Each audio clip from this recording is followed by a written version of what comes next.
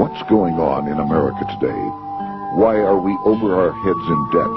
Why can't the politicians bring debt under control? Why are so many people, often both parents now, working at low-paying, dead-end jobs and still making do with less? What's the future of the American economy and way of life? Why does the government tell us inflation is low when the buying power of our paychecks is declining at an alarming rate? Only a generation ago, bread was a quarter, and you could get a new car for $19.95. The problem is that since 1864, we've had a debt-based banking system. All our money is based on government debt. We cannot extinguish government debt without extinguishing our money supply. That's why talk of paying off the national debt without reforming our banking system is an impossibility. That's why the solution does not lie in discussing the size of the national debt, rather it lies in reforming our banking system. This is the Federal Reserve headquarters in Washington. It sits on this very impressive address, right on Constitution Avenue, right across from the Lincoln Memorial. But is it federal? Is it really part of the United States government? Well, what we're about to show you is that there's nothing federal about the Federal Reserve, and there are no reserves. The name is a deception created back before the Federal Reserve Act was passed in 1913 to make Americans think that America's central bank operates in the public interest. The truth is that the Federal Reserve is a private bank owned by private stockholders and run purely for their private profit. That's exactly correct. The Fed is a privately owned for-profit corporation which, again, has no reserves, at least no reserves available to back up the Federal Reserve notes, which is our common currency. Oh, absolutely. The Federal Reserve is neither federal and has doubtful reserves. It's a private bank that is owned by member banks. And it was chartered under the guise of deceit by an act of Congress in 1913. If there's still any doubt whether the Federal Reserve is a part of the U.S. government, check your local telephone book. In most cities, it is not listed in the blue government pages. It is listed in the business white pages right next to Federal Express, another private company. But more directly, U.S. courts have ruled time and time again that the Fed is a private corporation. Why can't Congress do something about the Fed? Most members of Congress just don't understand the system, and the few who do are afraid to speak up. For example, initially a veteran congressman from Chicago asked us if he could be interviewed for this video. However, both times our camera crew arrived at his office to do the interview, this was all we were able to film. The congressman never appeared, and eventually decided he no longer wanted to participate. But a few others in Congress have been bolder over the years. Here are three quick examples. In 1923, Representative Charles A. Lindbergh, a Republican from Minnesota, and father of the famed aviator Lucky Lindy, put it this way: the financial system has been turned over to the Federal Reserve Board. That board administers the finance system by authority of a purely profiteering group. The system is private, conducted for the sole purpose of obtaining the greatest possible profits from the use of other people's money. One of the most outspoken critics in Congress of the Fed was the former chairman of the House Banking and Currency Committee during the Great Depression years. Lewis T. McFadden, Republican of Pennsylvania, said in 1932, "We have in this country one of the most corrupt institutions the world has ever known. I refer to the Federal Reserve Board. This evil institution has impoverished the people of the United States and has practically bankrupted our government. It has done this through the corrupt practices of the moneyed vultures who control it." Senator Barry Goldwater was a frequent critic of the Fed. Most Americans have no real understanding of the operation of the international moneylenders. The accounts of the Federal Reserve System have never been audited. It operates outside the control of Congress and manipulates the credit of the United States. The Federal Reserve really even though it is not part of the federal government, it is more powerful than the federal government. It's more powerful than the president, the Congress, and the courts. Now, a lot of people challenge me on that, but let me prove my case. The Federal Reserve determines what the average person's car payment is going to be, what their house payment is going to be, and whether they have a job or not. And I submit to you that that's total control. And the Federal Reserve is the largest single creditor of the United States government. What does Proverbs tell us? The borrower is servant to the lender.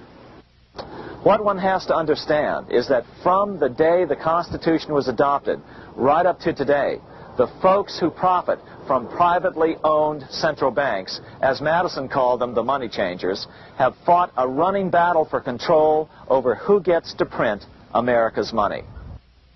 Why is who prints the money so important? Think of money as just another commodity. If you have a monopoly on a commodity that everyone needs, everyone wants, and nobody has enough of, there are lots of ways to make a profit, and also exert tremendous political influence. That's what this battle is all about. Throughout the history of the United States, the money power has gone back and forth between Congress and some sort of privately owned central bank. The Founding Fathers knew the evils of a privately owned central bank. First of all, they had seen how the privately owned British central bank, the Bank of England, had run up the British national debt to such an extent that Parliament had been forced to place unfair taxes on the American colonies. In fact, as we'll see later, Ben Franklin claimed that this was the real cause of the American Revolution. Most of the Founding Fathers realized the potential dangers of banking and feared bankers' accumulation of wealth and power. Jefferson put it this way: I sincerely believe that banking institutions are more dangerous to our liberties than standing armies. The issuing power should be taken from the banks and restored to the people to whom it properly belongs. That succinct statement of Jefferson is, in fact, the solution to all our economic problems today. It bears repeating. The issuing power should be taken from the banks and restored to the people to whom it properly belongs. James Madison, the main author of the Constitution, agreed. Interestingly, he called those behind the central bank scheme money changers. Madison strongly criticized their actions. History records that the money changers have used every form of abuse, intrigue, deceit, and violent means possible to maintain their control over governments by controlling money and its issuance. The battle over who gets to issue our money has been the pivotal issue throughout the history of the United States. Wars are fought over it, depressions are caused to acquire it. Yet after World War I, this battle was rarely mentioned in newspapers or history books. Why? By World War I, the money changers, with their dominant wealth, had seized control of most of the nation's press. Throughout U.S. history, this battle over who gets the power to issue our money has raged.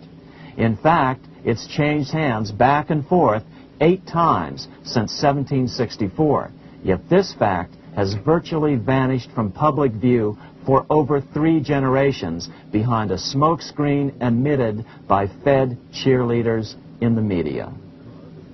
Until we stop talking about deficits and government spending and start talking about who controls how much money we have, it's all just a big shell game, a complete and utter deception. It won't matter if you pass an ironclad amendment to the Constitution mandating a balanced budget. Our situation is only going to get worse until we root out the cause at its source. What's the solution for our national problem? First of all, education. That's what this video presentation is all about. But secondly, we must act. We must take back the power to issue our own money. Issuing our own money is not a radical solution. I want to stress that. It's the same solution used at different points in U.S. history by men like Benjamin Franklin, Thomas Jefferson, Andrew Jackson, Martin Van Buren, and Abraham Lincoln. So, to sum it up, in 1913, Congress gave an independent central bank, deceptively named the Federal Reserve, a monopoly over issuing America's money. And the debt generated by this quasi-private corporation is what is killing the American economy. Though the Federal Reserve is now the most powerful central bank in the world, it was not the first. So where did this idea come from? To really understand the magnitude of the problem, we have to travel back to Europe. Just who are these money changers James Madison spoke of? In the Bible, 2,000 years ago, Jesus drove the money changers from the temple. It was the only time Jesus used force during his ministry. What were money changers doing in the temple? When Jews came to Jerusalem to pay their temple tax, they could only pay it with a special coin, the half shekel of the sanctuary. This was a half ounce of pure silver about this size. It was the only coin around at that time which was pure silver and of assured weight without the image of a pagan emperor. Therefore, to Jews, the half shekel was the only coin acceptable to God. But these coins were not plentiful. The money changers had cornered the market on them. Then they raised the price, just like any other commodity, to whatever the market would bear. In other words, money changers were making exorbitant profits because they held a virtual monopoly on money. The Jews had to pay whatever they demanded. To Jesus, this totally violated the sanctity of God's house.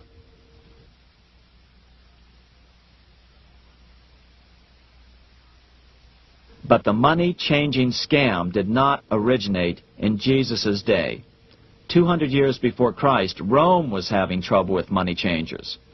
2 early Roman emperors had tried to diminish the power of the money changers by reforming usury laws and limiting land ownership to 500 acres. They were both assassinated. In 48 BC, Julius Caesar took back the power to coin money from the money changers and minted coins for the benefit of all.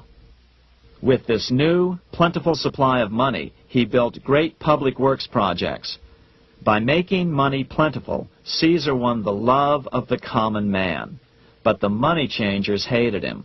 Some believe this was an important factor in Caesar's assassination. One thing is for sure, with the death of Caesar came the demise of plentiful money in Rome. Taxes increased, as did corruption. Just as in the case of America today, usury and debased coin became the rule. Eventually, the Roman money supply was reduced by 90%. As a result, the common people lost their lands and their homes, just as is about to happen soon in America.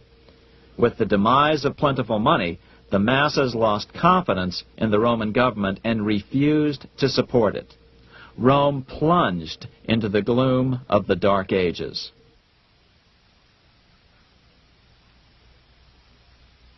A 1,000 years after the death of Christ, money changers, those who loan out and manipulate the quantity of money, were active in medieval England.